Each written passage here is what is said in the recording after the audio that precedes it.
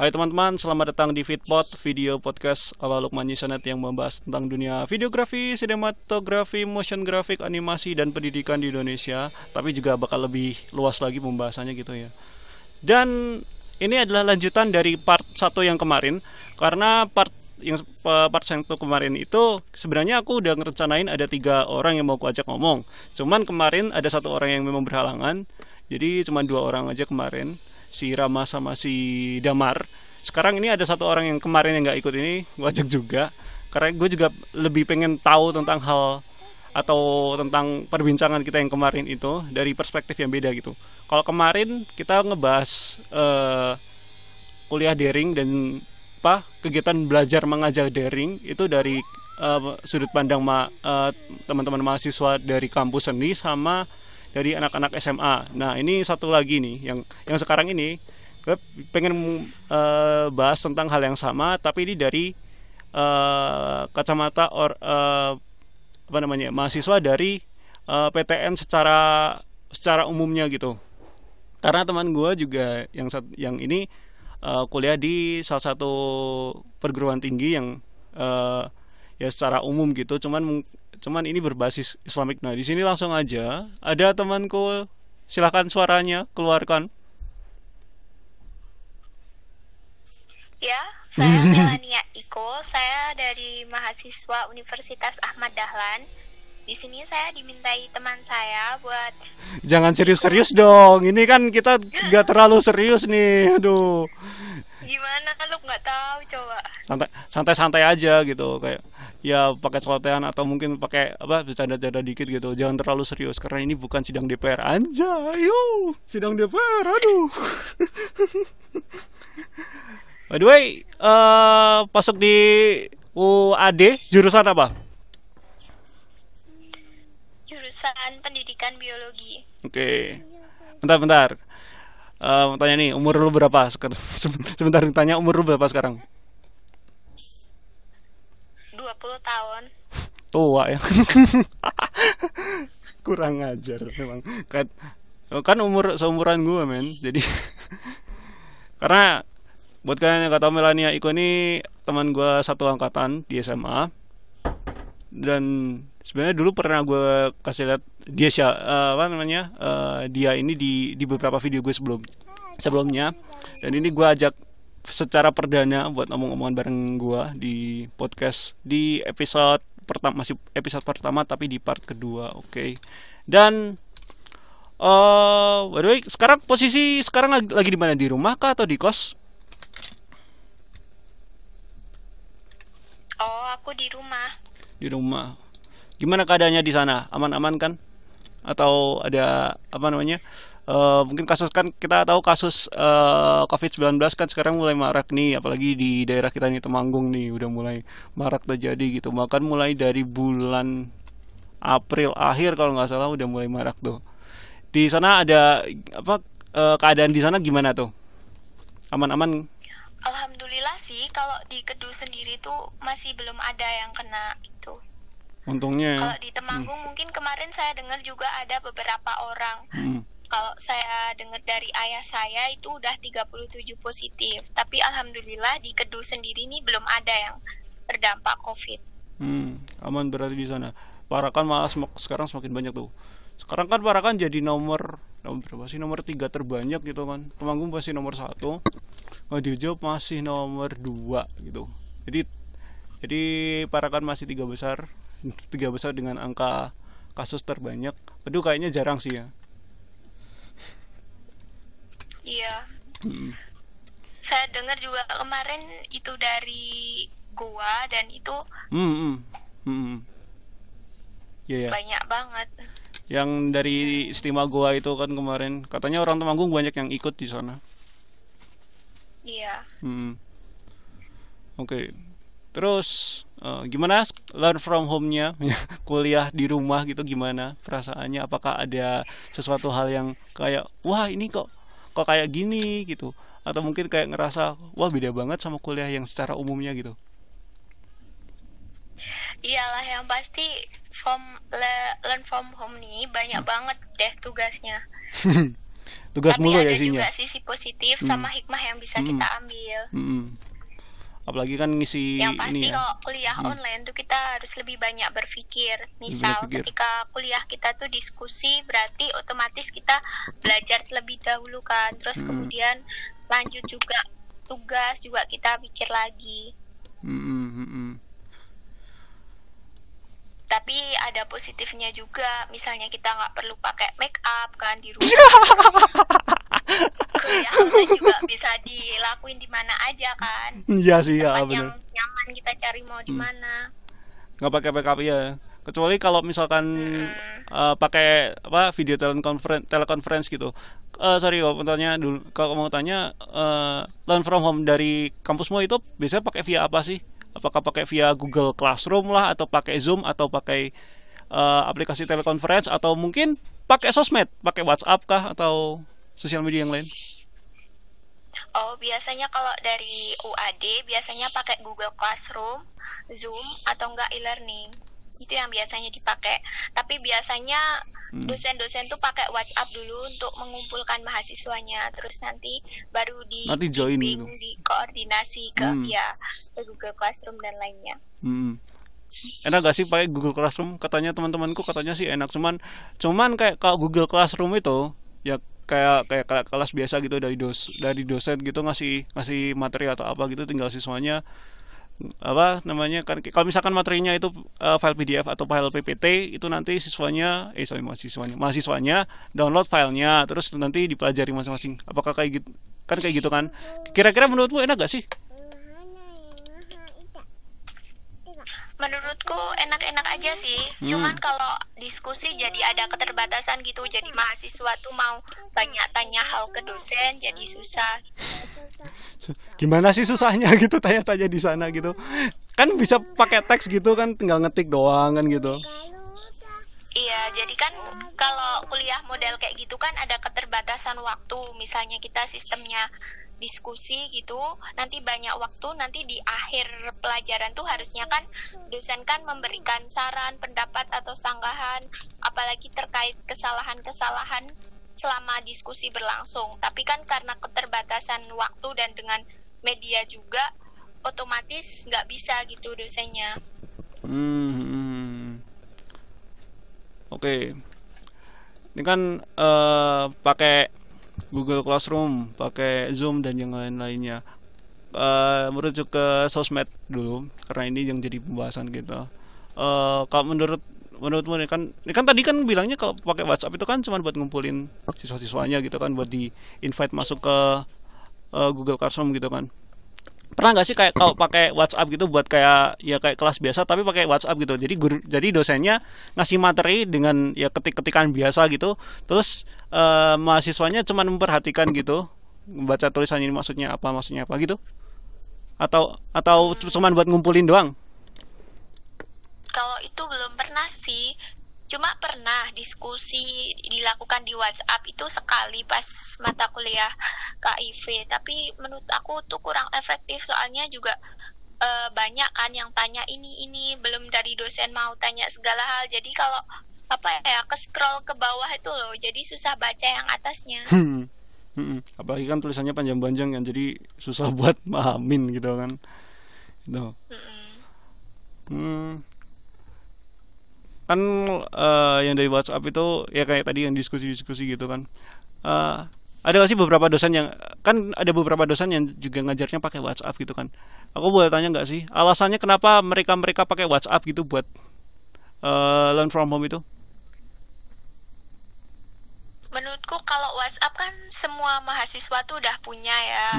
Terus ya jadi nggak terlalu kendala sama kuota juga, nggak membutuhkan banyak kuota juga kalau WhatsApp. Nggak perlu buang-buang kuota ya, dibanding sama video call kan mending teks gitu kan. Nah, di sini sorry. Kalau pakai Zoom gimana rasanya? Kan dulu kan katanya pernah pakai Zoom gitu. Kalau pakai Zoom mungkin ada beberapa mahasiswa yang di daerah pelosok itu susah Susah jaringannya seperti sinyal. itu. Ya. Apalagi kan butuh kuota banyak juga kan kalau Zoom. Seingatku kan kalau misalkan pakai kan ini kan pakai video teleconference itu kan juga kamera tergantung kualitasnya juga. Itu kadang-kadang juga bisa sampai menghabiskan setiap 1 jam perkuliahan bisa menghabiskan sampai 2 GB gitu kan. Jadi menurutmu gini, ada kalau misalkan pakai Zoom mungkin kendalanya emang dari kuota gitu ya? Iya, dari kuota. Lalu mahasiswa juga nggak bebas gitu kan, harus tetap make up di rumah, harus persiapan, nggak bisa sambil makan atau apa kan, nggak enak sama dosennya kalau lagi Zoom sambil makan gitu. Tapi kalau kuliahnya diskusi biasa kan enak, kita bisa sambil makan, bisa sambil ngapain aja, entah pakai kaos biasa, nggak usah make up, nggak usah pakai kerudung kan. Aku jadi teringat ada satu post di Instagram yang ya kuliah online, cuman ada satu mahasiswanya lagi mandi sambil nge-live gitu. Tahu nggak itu? Itu kan dosennya lagi ngajar gitu kan, tiba-tiba kan dosennya pas ngajar gitu kan, ini jadi ini terus tiba-tiba dia ngomong, si dosennya ngomong, itu siapa yang lagi mandi? Kan mungkin karena itu ya kan, karena kan waktu apa namanya, kadang-kadang kan kalau misalkan pelaksanaan kuliah online lewat video teleconference, kadang-kadang waktu kurang bisa mendukung gitu. Kadang-kadang kan ada yang mahasiswa mungkin, apalagi sekarang nih bulan Ramadan nih, ada yang mungkin apa namanya kan sahur terus subuhan gitu kan, habis sholat subuh tidur lagi gitu. Kadang-kadang habis tidur lagi gitu kan bangun biasanya kan ada yang jam 11 lah, ada yang jam 12 lah gitu-gitu kan. Kelabasan. Padahal kuliah jam 10. Nah, itu yang jadi masalahnya itu. Jadi kayak harus gimana ya? Harus tepat waktu gitu kalau bangun, atau mungkin kalau misalkan habis subuhan nggak tidur gitu. Harus latihan kayak gitu ya. Kayak gitu. Oke. Harus di alarm juga, pakai alarm. Oke. Tapi enaknya kuliah online nih, kita juga bisa cari data kan, maksudnya bisa cari sumber informasi langsung dari internet gitu. Iya sih. Tatap muka langsung kan, kalau tatap muka langsung kan kita harus benar-benar lihat penjelasan dosen dulu bagaimana. Iya benar. Nih bentar, nih aku ada jadi kan beberapa bulan yang lalu gue sempat bikin sebuah apa namanya IG story, yang dimana gue minta pendapat dari teman-teman yang ada di IG, teman-teman yang ada di IG tentang bagaimana sih kuliah online lewat WhatsApp nih. Ada beberapa respon dari teman-teman yang bakal kita coba diskusikan bareng-bareng. Alasan yang pertama ini, ada yang bilang gak efektif, soalnya dosen cuma ngasih tugas ini sama ketentuannya ini. Kayak tadi yang diomongin gitu kan. Kadang-kadang gini, ada beberapa oknum dosen yang apa namanya ngajarnya pakai WhatsApp message, itu cuman ngasih tugas doang gitu. Menurut lo gimana sih? Cuma kasih tugas doang. Iya, cuma ngasih tugas doang. Jadi kayak nggak ngajarin gitu. Ya mungkin apa namanya kan ada grup satu kelas gitu kan, ada dosen dan juga para mahasiswanya. Nah, dosennya ngirim satu link. Contohnya kayak gini aja, ngirim satu link, entah link itu isinya apa, itu kayaknya materi gitu, tinggal nanti mahasiswa ngeklik link itu, nah di situ nanti ada kayak tugas suruh ini, tanpa ada materinya. Beberapa kayak gitu. Menurutmu gimana? Menurutku itu nggak efektif ya, maksudnya mahasiswanya mungkin nggak paham atau ingin ditanyakan atau apa. Menurutku nggak efektif banget. Apalagi kan pemahaman mahasiswa kan tidak semuanya bisa tidak semuanya bisa langsung paham gitu dengan gampang nyari materi di internet gitu. Kadang-kadang kan juga perlu penjelasan dosen juga kan buat paham. Benar. Gitu. Masih ada lanjutannya lagi nih. Bukan malah ngasih materi terus nerangin materi dan tugas, itu kebanyakan resume tulis tangan. Nah ini nih yang jadi pertanyaan ini. Ini kan kuliah online, oke? Terus tugasnya adalah resume tulis tangan. Itu ngumpulinnya gimana gitu? Di email kah atau di posin kah atau gimana gitu? Kadang-kadang bingung gitu. Kan kalau misalkan kuliah online kan kadang-kadang kalau ngasih tugas mungkin untuk ngumpulinnya mungkin bentuknya file Word gitu kan biasanya. Yang ini nih yang tulis tangan ini menurutmu gimana ini? Aku juga pernah sih pakai kayak gituan, tapi dosennya bilang nanti di scan aja, di scan PDF terus langsung masukin ke misalnya Google Classroom gitu, udah ada buat pengumpulan tugasnya kayak gitu. Tapi ribet gak sih kalau misalkan harus di scan dulu jadiin PDF kemudian dikirim gitu? Sebenarnya menurutku nggak ribet sih, maksudnya kan kita udah ada aplikasinya, misalnya kita download di Google Play Store Cam Scanner itu, nah kita tinggal scan di situ langsung udah jadi PDF.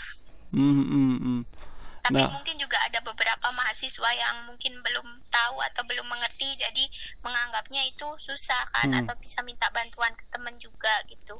Mungkin ada tambahan lagi, mungkin karena mungkin nggak semua mahasiswa juga punya handphone yang mumpuni gitu kan. Mungkin bisa jadi gitu. Contohnya aku aja dulu handphonenya aja masih handphone yang keluaran tahun 2010 masih kupakai sampai sekarang itu. Itu untuk WhatsApp utamaku itu kalau ngumpulin tugas, kalau mau nyeken gambarnya ngeblur pasti. Jadi kayak ada kayak gimana ya, agak susah gitu buat ngumpulinnya. Itu juga jadi kendala. Itu juga dipikirin juga gitu. Terus ini lanjut lagi. Ada satu teman gue juga yang ngerespon gini, dari yang saya dapat hanya tugas online bukan kuliah online, dan ini nggak efektif sama sekali seperti yang tadi. Berarti cuman ngasih tugas doang, nggak ada materi gitu kan. Tuh, terus lanjut lagi, ada lagi nih. Nah ini nih yang menarik nih. Ada yang ngerespon begini, sorry, kurang efektif karena ini bikin konsentrasi gampang banget ke distract kayak gitu. Menurutmu gimana? Kan ini kan lewat WhatsApp ya, kadang-kadang orang kayak tergoda buat pergi ke Instagram lah, mau ke Shopee lah, mau kemana gitu kan. Menurutmu gimana itu? Gampang ke distract katanya.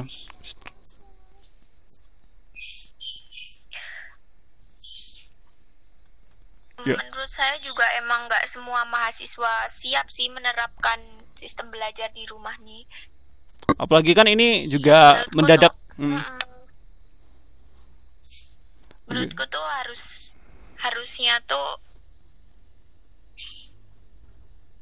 perlu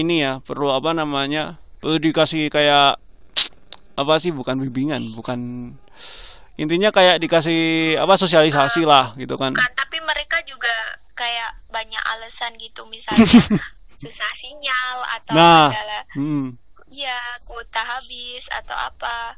Nah ini juga kelemahan ini sih dari sosmed. Kadang-kadang juga efektif pembelajarannya. Apalagi nggak semua mahasiswa juga pakai sosmed juga gitu kan. Ada juga mungkin bahkan aku nemuin ada beberapa teman-teman mahasiswa ya dari kampusku juga, ada beberapa dari mereka yang memang nggak punya handphone yang seperti kita sekarang itu, yang pakai Android lah, yang pakai iOS lah, yang pakai Samsung atau iPhone dan yang lain-lainnya. Ada temanku yang cuman pakai handphone Nokia yang keypad tahu kan itu, HP keypad doang yang koneksi internetnya masih GPRS. Buat foto aja nggak bisa ya. Cuman buat nelpon sama SMS doang. Nah itu yang jadi masalah itu, karena nggak semua mahasiswa juga punya handphone yang bagus. Itu seperti itu. Ini ada lanjutan lagi. Dan untuk download materi yang seabrek itu nggak semua handphone memorinya gede. Nah ini selama ini learn from home ini kan dosen pasti ngasih materi dong. Pernah ngerasa kayak penyimpanan di handphoneku gampang cepat habis gara-gara materi ini nggak? Iya juga sih. Jadi tiap perkuliahan tuh pasti ada PPT seperti itu kan, jadi banyak banget materi di handphone kita. Tapi pernah gak sih kayak paling itu kita pindahin dulu ke flash disk gitu, harus dipindahin, dikumpulin di drive kah atau dikelompokin di drive juga bisa. Kalau bertanya materi-materi yang biasanya kamu dapetin itu ukurannya berapaan MB sih, atau bahkan sampai berapa giga gitu? Pasti ukurannya kecil-kecil kan? Pernah ini sih, nggak pernah nengok. Tapi mungkin kalau yang ukurannya besar, mungkin nanti bisa langsung dihapus atau nggak dipindahin dulu kayak gitu, terus nanti dihapus. Bisa. Oke.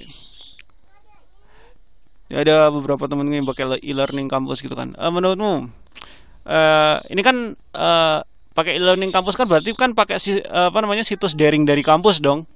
Ya kayak ya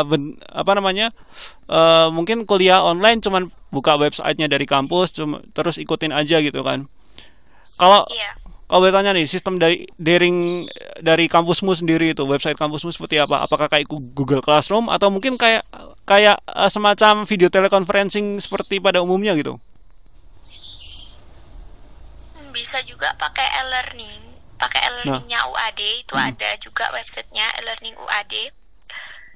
Itu juga sistemnya nanti kita seperti diskusi gitu. Nanti dosen bisa memberikan tugas atau memasukkan video, gambar, apapun di sana. Terus nanti bentuknya tugas dan untuk pengumpulan tugas secara langsung seperti itu.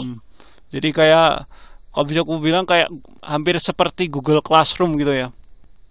Iya.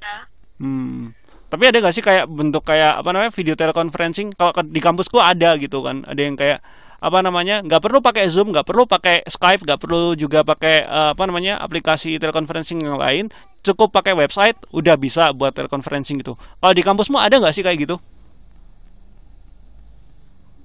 Mungkin ada, tapi untuk mahasiswa pendidikan biologi sendiri itu nggak pakai itu. Mungkin yang dipakai cuma Zoom itu ya. Dan itu juga dipakai beberapa kali. Sekarang yang banyak menerapkan Zoom itu yang adik tingkat yang mahasiswa angkatan 2019. Ya adik tingkat yang pakai ya. Kalau yang 2018 tuh lebih banyak ke diskusi, lebih banyak ke penugasan dan deadline waktu seperti itu. Udah berapa kali pakai Zoom kalau dari angkatanmu mungkin? Udah berapa lama? Udah berapa kali? Mungkin baru beberapa kali ya, bisa dihitung berapa, 3-4 kalian. Dikit banget ya. Dikit banget berarti. Iya. Karena juga masalah kendala jaringan tuh kemarin temanku sampai dia manjat ke pohon buat sinyal. Iya ada. Ada temanku sampai manjat, ada yang bener manjat pohon, ada sampai harus naik ke puncak gitu kan. Harus nyari sinyal gitu kan. Emang susah sih. Terus gini, kan tadi kan learn from home, entah pakai WhatsApp atau yang lainnya pasti butuh jaringan. Nah, dan nggak semua mahasiswa itu juga pakai jaringan yang cukup mumpuni begitu kan. Ya ada yang pakai provider A, provider B, provider C gitu kan. Nah, maka dari kampus biasanya ngasih bantuan berupa pulsa maupun kuota. Nah, di kampusmu ada nggak sih kayak gitu, bantuan kayak kuota gitu? Kalau untuk bantuan kuota nggak ada sih, cuma bantuannya dalam bentuk pemotongan SPP aja. Enak banget dong. Enak banget dong. Ya. Aduh, saya tidak ada. Saya di-convert jadi bantuan kuota gitu kan. Dan kalau sedikit membahas aja tentang bantuan kuota ini, karena kan kita tahu nggak semua mahasiswa pakai provider yang memang kualitasnya juga bagus gitu. Kadang-kadang di kota bagus, kadang-kadang di daerah tempat tinggal beda lagi gitu kan. Nah, selama teleconferencing kamu biasanya bisa ngabisin kuota berapa giga dalam 1 minggu? Misalkan dalam 1 minggu gitu, kira-kira ngabisin kuota berapa giga sih? Kalau aku pakainya yang unlimited sih, jadi unlimited. Mungkin 1 bulan baru habis gitu ya. Sekalian beli yang 1 bulanan gitu. Soalnya kalau beli yang giga biasa kan kita tahu lah ya, kuliah kita sebanyak apa, terus tugasnya sebanyak apa, kita harus cari sumber referensi internet pun harus butuh kuota kan. Jadi udah disiapin per bulan. Jadi 1 bulan tuh bisa habis 10 giga. 10 giga? Unlimited. Itu unlimited. Itu unlimited ya? Bentar. Iya. Ini kan unlimited. Iya, 10 giga unlimited. Providermu apa sih? Providernya pakai apa? Pakai Telkomsel kah atau pakai Indosat? Biasanya pakai Tri. Wow, kartu Tri. Iya. Itu kartu untuk teman-teman yang apa namanya yang cukup murah dan paling banyak dan memang banyak dipakai gitu. Tapi yang jadi kendala adalah ketika listriknya mati, sinyalnya nggak ada. Itu Tri. Iya. Emang enak sih? Ketika hujan lebat juga sinyal bisa hilang. Emang enak gak sih pakai Tri? Masalahnya aku dulu juga pernah pakai, cuman kadang-kadang kalau di daerahku kan Solo ya. Kadang-kadang sinyal kadang-kadang putus gitu loh. Entah nggak nggak nggak nggak harus pas hujan atau pas mati lampu. Kadang-kadang sinyal hilang sendiri gitu. Menurutmu emang enak gak sih pakai Tri? Kalau aku dari dulu udah pakainya Tri aja, soalnya pernah juga pakai kartu yang lain. Nah itu menurutku kurang cocok atau kurang sesuai gitu. Jadi pas dapetnya Tri juga sukanya sama Tri. Kebetulan orang tuaku kalau ngebeliin gitu, misalnya minta tolong, ya dibeliinnya kartu Tri. Mintanya kartu Tri ya, nggak yang lain gitu ya? Iya. Soalnya kalau provider lain kayak Telkomsel kan mahal. Tapi jaringannya bagus gitu kan. Kalau Tri cocok buat mahasiswa ya. Tapi kalau Telkomsel udah nggak ditangguhkan lagi lah. Pesat pasti cepet. Bentar. Ngerti nggak sih kartu yang namanya apa namanya provider Telkomsel ya. Cuman nama kartunya Bayu, tahu nggak? Aku baru tahu tuh. Baru tahu? Apa tuh? Itu jadi kayak semacam ya Telkomsel ya. Kartu dari provider Telkomsel, cuman ini versinya lebih murah lagi. Terus sistem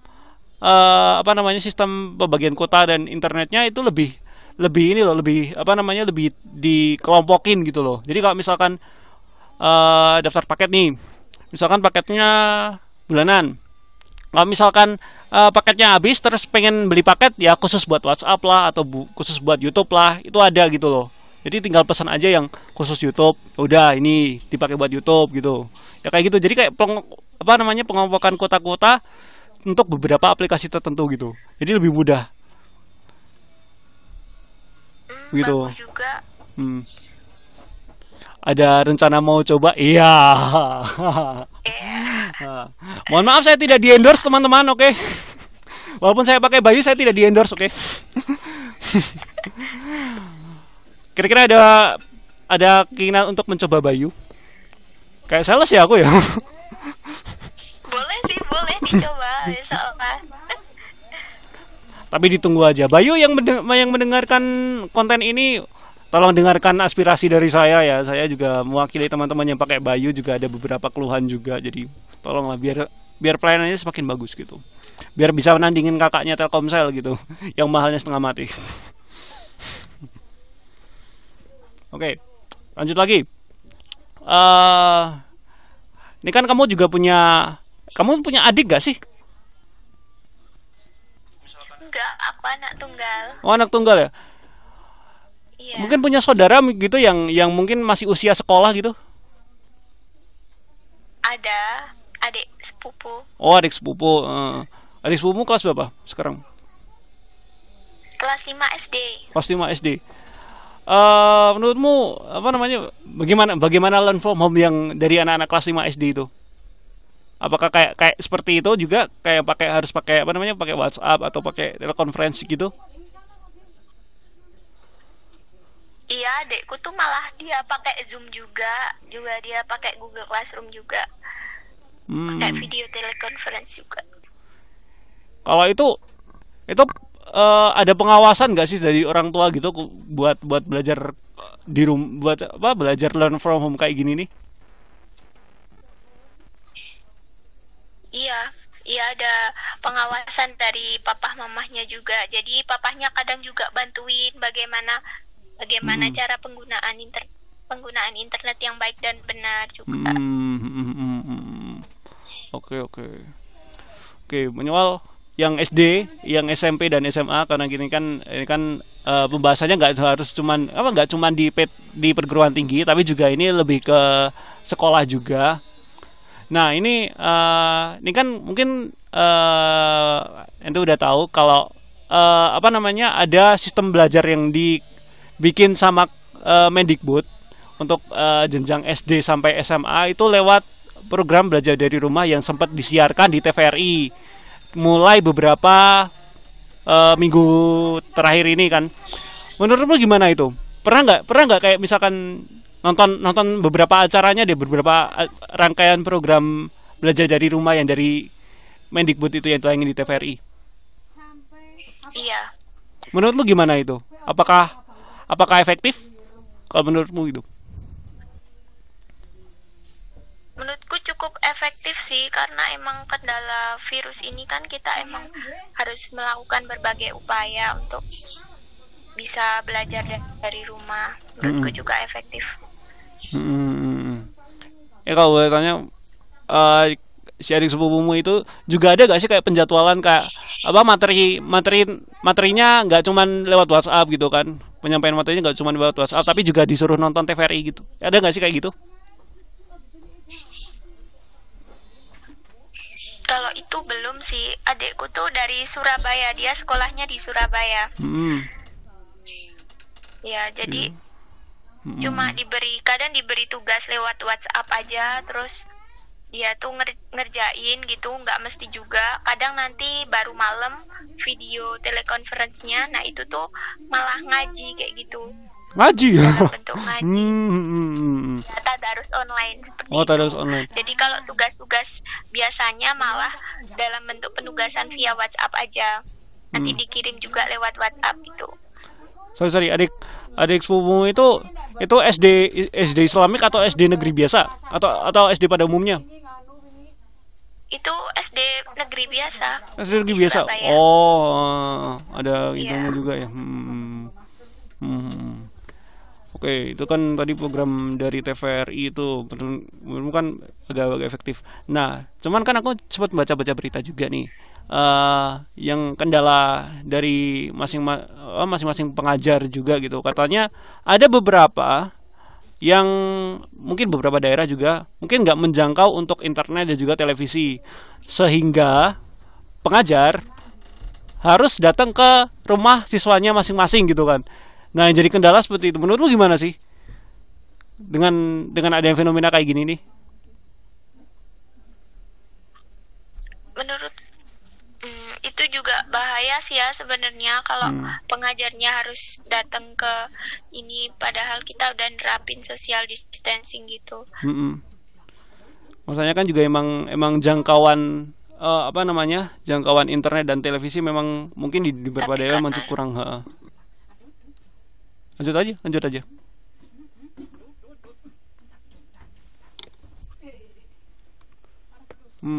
Mungkin bisa sekali penugasan sih menurutku loh. Jadi di jadwal hari apa gitu tugasnya sekalian banyak, mungkin buat 1 minggu atau apa, nanti untuk pengumpulannya dalam jangka 1 minggu gitu. Lagian juga kasihan juga sih. Jadi nggak setiap hari butuh internet juga kan. Lagian juga kasihan sih kalau misalkan guru harus keliling ke rumah masing-masing masing-masing siswanya juga gitu. Karena emang jadi kendala juga buat pemerataan internetnya juga, pemerataan dari ini juga fasilitas media pesawat televisi juga gitu kan. Gitu. Tapi menurutku sih langkahnya Pak Nadiem ini juga cukup menarik sih gitu ya. Apalagi yang namanya belajar dari rumah yang kayak online ini kan kayaknya baru pertama kali deh, ya nggak sih? Iya. Ini juga bisa jadi bekal nih teman-teman kalau misalkan masa depan nanti pendidikan zaman masa ke depan mungkin bisa lewat online kayak gini-gini kan apalagi kan beberapa tahun terakhir ini kan udah mulai tuh kan bimbel-bimbel online lah kayak gitu, Ruang Guru, Kuiper dan teman-temannya gitu kan. Jadi mungkin ini bisa jadi salah satu solusi juga nih buat pendidikan di Indonesia nih. Tapi kembali lagi untuk fasilitas yang mendukung ini yang perlu dimeratain, ya nggak sih? Iya, masalahnya fasilitasnya tuh belum merata ke semua daerah kan. Namanya jangkauan internet aja masih belum bisa dicapai beberapa daerah yang mungkin terpencil gitu kan. Masalahnya di beberapa tempat, contohnya aja di Ngadirejo aja. di Kecamatan Ngadirjo itu aku pakai apa sih namanya, pakai Indosat aja sinyal langsung hilang. Paling ada yang paling ada cuman Telkomsel. Cuman Telkomsel sinyalnya cuman 2. Itu yang jadi masalah gitu. Jadi internet memang kurang apa namanya, belum bisa merata gitu kan, sampai ke seluruh daerah, sampai yang terpencil bahkan belum bisa sampai gitu kan. Terus lagi nih, ada lagi nih, kita lanjutin. Sempat gue menemuin juga apa namanya ya, belajar online ya, namanya juga lewat sosmed. Ada yang dari WhatsApp, Facebook, Twitter, Instagram, ini yang jadi yang akan gue bahas nih. Ada yang dari lewat Instagram ataupun lewat YouTube. Nah, dan itu mungkin bentuk kuliah online-nya itu lewat IG Live atau YouTube Live. Biasanya kan kayak gitu. Menurut lu gimana sih tentang ya ini pakai apa namanya, yang pakai metode yang IG Live atau YouTube Live itu?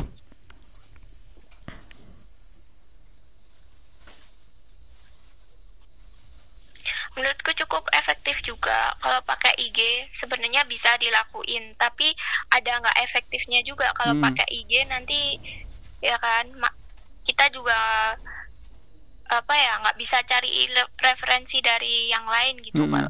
Masalahnya kalau misalkan mau apa namanya, kalau misalkan mau sekalian nyari gitu kan, nyari referensi kadang-kadang kan live-nya ke pause gitu kan. Iya. Nah itu. Terus lagi ini masalah keaktifan. Terus masalah keaktifan mahasiswa gitu. Kalau misalkan lewat IG Live itu kan ada kolom ininya kan, apa namanya, kolom komennya gitu kan biasanya. Nah, untuk kan biasanya kan keaktifan mahasiswa dilihat dari gimana, apa namanya, dia mungkin ada hal yang mungkin belum paham ditanyakan gitu kan, lewat apa namanya, ditanyakan ke dosennya. Nah, tapi yang jadi masalah adalah kalau lewat live IG, kadang-kadang kan misalkan udah ada banyak mahasiswa yang pengen tanya nih, diketik itu kan di kolom komen gitu kan, diketik, kalau udah enter, udah selesai. Kadang-kadang pas dosennya mau jawab pertanyaannya pertama, kadang-kadang mungkin setelah 1 sampai 2 detik si mahasiswa satu ngirim pertanyaan, mahasiswa kedua ini pertanyaan dari mahasiswa kedua muncul lagi gitu loh. Jadi kayak bisa pertanyaan yang harusnya yang awal ini bisa ketimbun gitu. Menurut lu gimana kalau kayak gitu? Jadi nggak sempet kejawab. Iya, aku juga nggak efektif, jadi nggak sempet kejawab kayak gitu. Ya. Terus, nah ini. Terus juga ini, kalau misalnya kita pakai Instagram juga kan nggak bisa ini sambil ditulis, sambil dicatat gitu, keburu-buru kan nanti. Sedangkan kalau pakai aplikasi lain seperti misalnya Google Classroom, nanti kita bisa sambil mencatat, misalnya nggak harus dilakuin di jam perkuliahan juga, bisa setelah nanti jam perkuliahan gitu kan, masih ada bukti-buktinya gitu. Kalau lewat IG Live kan nggak bisa kan, kalau sekalinya udah selesai jam perkuliahan dan dosen tidak men-share ulang IG Live tersebut, ya udah gitu kan, ketinggalan. Oke, terus bentar. Oh, belum mulai. Oke, ini kan kadang-kadang yang lewat IG atau lewat YouTube kadang-kadang kan ada syarat gitu kan. Kalau misalkan mau ikut perkuliahan, syaratnya harus subscribe atau harus follow gitu kan. Menurut lu gimana kalau kayak gitu? Masalahnya kan kalau misalkan mau live IG atau live YouTube, nggak perlu subscribe atau follow pun juga bisa gitu loh. Tapi kenapa harus ada syarat kayak follow atau subscribe gitu?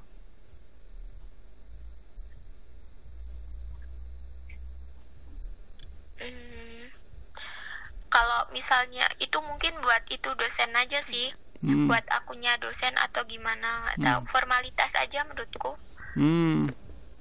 Atau mungkin gini, kan apa namanya, kalau misalkan pakai live IG atau live YouTube, bagaimana kalau misalkan bikin channel baru, terus ya oke, ada suruh apa, follow atau subscribe, ada suruh follow atau subscribe gitu. Jadi kayak misalkan mau belajar online nih, nggak harus ke akunnya si guru itu atau si dosen itu, jadi bisa pakai akun yang baru. Menurut lu gimana kalau kayak gitu? Kalau subscribe tuh kayaknya biar ini kan munculin informasi, jadi tiap muncul notif, ngasih ngasih materi apa-apa langsung muncul ke notifikasi kita gitu kan. Terus akunnya juga nggak hilang gitu, nggak perlu dicari ulang, udah tahu lah ini gitu. Tapi bukannya kalau misalkan bikin akun baru malah lebih ini juga sih, lebih ini nggak, lebih apa namanya, lebih aman juga nggak sih? Masalahnya kan kalau misalkan dari dosen atau pakai akun dosen atau guru, kan yang ngefollow nggak cuman siswanya atau mahasiswanya doang, kan yang ngefollow mungkin bisa teman-temannya, kerabatnya, atau mungkin selebgram yang dia sukai, kan contohnya kayak gitu. Iya. Kalau misalkan lewat akun, kalau misalkan bikin akun baru kan bisa gitu kan. Jadi kayak nggak keganggu yang lain gitu. Jadi kalau misalkan ada kuliah online, efektif gitu ya pembelajarannya. Jadi kalau misalkan kuliah online, buat materi kuliah aja gitu kan. Ya ini buat para pengajar. Lanjut. Dari UAD itu, kalau dari UAD itu jadi webmailnya itu udah dikhususkan dari UAD-nya sendiri gitu. Jadi udah ada akun UAD-nya sendiri, udah dari dulu sebelum ada kuliah daring ini. Jadi mau pakai aplikasi e-learning, mau pakai Google Classroom, jadi pakai itu email yang dari UAD itu. Jadi emailnya tuh udah ada nama sama NIM kita. Jadi kalau dosen mau masukin nilai juga mudah gitu, udah ada NIM kita. Oke. Di nama akun tersebut. Dan itu pun Google Classroom, kalau kita nggak pakai email tersebut itu nggak bisa masuk. Tahu. Ya udah di style seperti itu. Jadi ini solusi yang menarik ini untuk para pengajar mungkin yang dengerin podcast ini, mungkin buat kalian para dosen atau para guru ini jadi salah satu solusi yang menarik ini untuk diterapkan gitu ya. Keren. Oke. Ini sedikit pengen kepo-kepo tentang kehidupan kuliah di sebuah perguruan tinggi yang berbasiskan Islamik gitu. Kesehariannya selama kuliah di sana tuh gimana sih? Kalau dari kamu, dari ente sendiri? Kalau dari pendidikan biologi sendiri, kalau kuliah biasanya diwajibkan pakai pakaian syar'i kayak gitu, jadi pakai rok, terus kerudungnya harus menutup dada, dan tiap mau mulai perkuliahan itu kita harus membaca Al-Quran terlebih dahulu, nanti dibimbing bareng dosen, mungkin nanti surat apa, dan itu juga nantinya tercatat di agendanya Bapak Ibu dosen seperti itu. Di buku presensinya juga kita menuliskan surat apa yang barusan kita baca seperti itu. Kalau kayak kegiatan-kegiatan kan kadang-kadang kalau kalau kadang-kadang kan tiap perguruan tinggi pasti ada yang namanya asrama gitu ya. Mungkin asrama ini kan mungkin bantuan buat para mahasiswa yang mungkin kurang mampu atau mungkin kesusahan buat nyari tempat tinggal gitu kan. Akhirnya ada asrama ya dipakailah di sana gitu. Kalau misalkan kegiatan-kegiatan di kampus kayak gitu tuh ada nggak sih kayak misalkan, kan ini kan Islamik ya, ada nggak sih kayak kegiatan yang ya berhubungan dengan agama yang ya kayak keseharian, kayak misalkan sholat berjamaah bareng, ngaji bareng gitu kan? Ada nggak sih kayak gitu? Mungkin kayak ada gitu. Dari malam, mungkin ada kegiatan di malam hari gitu, ada kayak sholat bareng, ada yang ngaji bareng gitu. Kalau ngaji bareng itu udah pasti dilakukan setiap mau mulai perkuliahan.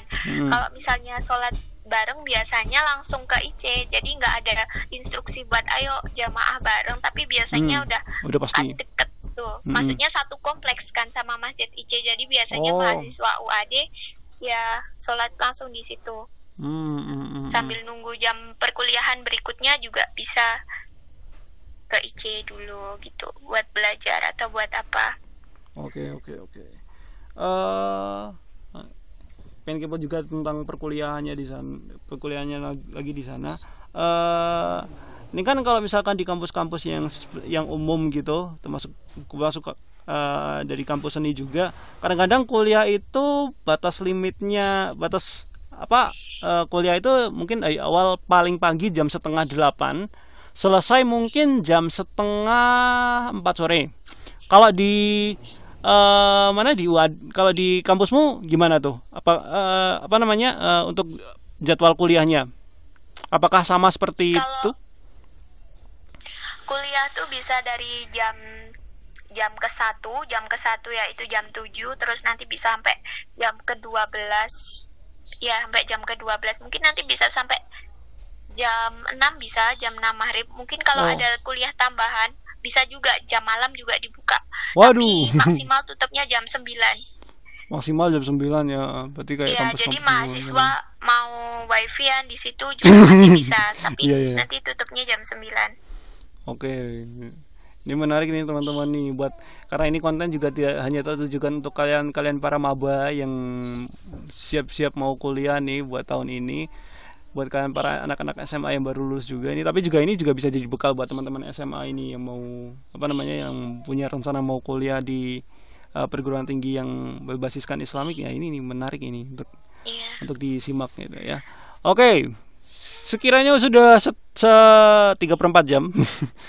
Jadi oke, karena ini habis ini aku harus kuliah, jadi langsung langsung kita apa namanya kita akhiri. Tapi sebelumnya sebelum mengakhiri seperti biasa tradisi podcast kali ini pengisi acara entah host ataupun tamu harus memberikan quotes. Tapi quotesnya yang dimotivasi alias yang nggak terlalu memotivasi. Contohnya kayak belajarlah ilmu sampai ke negeri Cina. Jangan deng, karena di Cina masih ada virus corona gitu contohnya. Contohnya gitu. Mungkin ada, silakan quotesnya.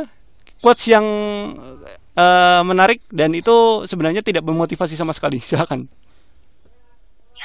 Dipikirkan. Sekali-sekali lah belajar ngelawak gitu. Ya, ya. Mungkin quote dari saya, bukan kegagalan yang membuatmu takut, tapi ketakutan yang membuatmu gagal. Jadi berusaha semaksimal mungkin. Ya. terlalu gimana ya? Terlalu apa namanya memotivasi sekali gitu. Mungkin ada kayak motivasi tapi apa namanya kayak quotes tapi tidak terlalu memotivasi hidup sama sekali gitu, kayak misalkan ya kan tadi katanya bukan kegagalan yang membuatmu apa namanya gimana tadi, sorry gue lupa. Bukan ketakutan yang membuatmu gagal. Bukan kegagalan yang membuatmu takut, tapi ketakutan yang membuatmu gagal. Bukan kegagalan yang membuatmu takut, tapi takut yang membuatmu membuat kamu merasa gagal gitu kan. Nah, mungkin quote-nya bisa diubah jadi kayak gini. Bentar, aku mikir.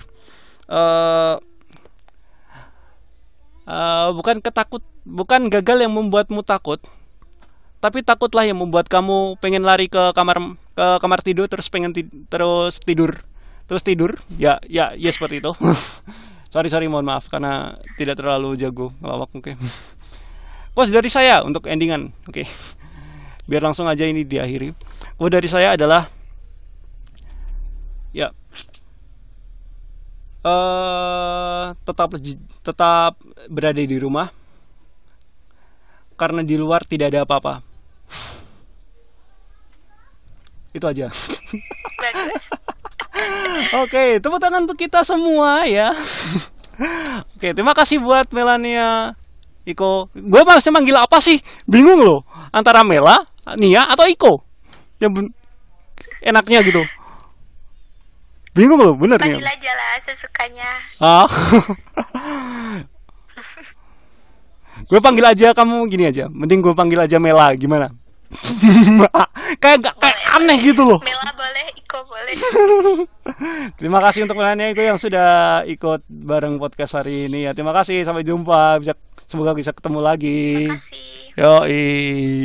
Oke, itu adalah perbincangan gue dengan seorang Melania Iko, mahasiswa dari kampus Islamik. Oke, intinya dari yang kita bahas tentang dunia perkuliahan lewat media sosmed ini emang cukup menjadi perhatian banyak orang gitu, apalagi dari pengajar juga. Dengan beberapa alasan seperti lebih mudah. Yang pertama alasannya adalah lebih mudah, yang kedua adalah karena lebih lebih ringan dibanding menggunakan harus menginstal aplikasi yang lain. Tapi yang juga diperhatikan adalah bagaimana bagaimana siswa atau mahasiswa bisa memahami apa yang dikatakan atau disampaikan oleh pengajar, dalam hal ini dosen atau guru begitu. Terus apalagi terkendala dengan sinyal dan juga kuota, itu juga menjadi permasalahan gitu. Sehingga untuk pembelajaran lewat daring diperlukan juga bantuan berupa pulsa atau kuota juga dari dosen, dari pihak kampusnya juga gitu. Namun kembali lagi, karena memang ini kita kuliah online atau kita belajar online, belajar dari rumah, kuliah dari rumah, itu karena memang secara mendadak gitu, mendadak karena pandemi COVID-19 yang cukup luar biasa menyebar di Indonesia ini. Jadi kita tetap ya nikmati aja lah gitu apa yang terjadi gitu kan, nikmati aja, slow, santai, jalani kehidupan seperti biasa aja, oke? Seperti itu. Dan mungkin buat kalian yang punya keluhan mungkin selama kuliah online kok kayak gini sih gitu, komentar di bawah aja. Menurut kalian gimana? Apakah menurut kalian perlu untuk di evaluasi atau tidak gitu? Karena jujur aja, dari sistem yang seperti ini membuat nggak semua siswa jadi agak paham dengan materi yang disampaikan begitu. Jadi kembali lagi untuk melakukan learn from home dari pihak pengajar maupun siswanya juga perlu untuk mencoba diberikan sosialisasi gitu loh, caranya ini gimana gitu. Dosen juga termasuk dan guru juga termasuk gitu, harus juga bisa mempelajari fasilitas-fasilitas yang ada di internet yang memudahkan kita dalam melaksanakan kegiatan learn from home seperti ini gitu ya. Ya mungkin segitu, dan ya saya bingung mau ngapain lagi. Jangan lupa buat kalian yang suka dengan pembahasan ini, subscribe ya. Jangan lupa juga aktifin notifikasinya juga, share ke beberapa teman-teman kalian yang mungkin butuh butuh omongan seperti ini, mungkin buat santai-santai di rumah, mungkin bosen gitu nonton di TV isinya KBM belajar di rumah semua, atau mungkin nonton TV karena yang bosan nonton TV karena acaranya isinya settingan semua. Jadi ini bisa jadi selingan buat kalian, bisa jadi alternatif tontonan buat kalian begitu. Juga jangan lupa follow semua sosial media saya ya. Di Instagram saya sering ngepost meme dan teman-temannya. Di Facebook saya sering nggak jelas ngapain aja. Di Twitter saya sering ngegibahin orang, dan sering ngasih pendapat yang sebebas-bebasnya di sana. Jadi silakan kalian bisa follow saya di Twitter, Facebook, Instagram dan yang lain-lainnya. Kok malah jadi saya sih? Harusnya kan lebih ke lebih ke gaul gitu ya. Jadi ya itulah. Oke. Terima kasih untuk semuanya yang sudah mendengarkan Feedpot episode 1 di part kedua kali ini. Kita ketemu lagi di Feedpot selanjutnya. Gue Lukman Hanafi. See you on my next podcast. Bye bye.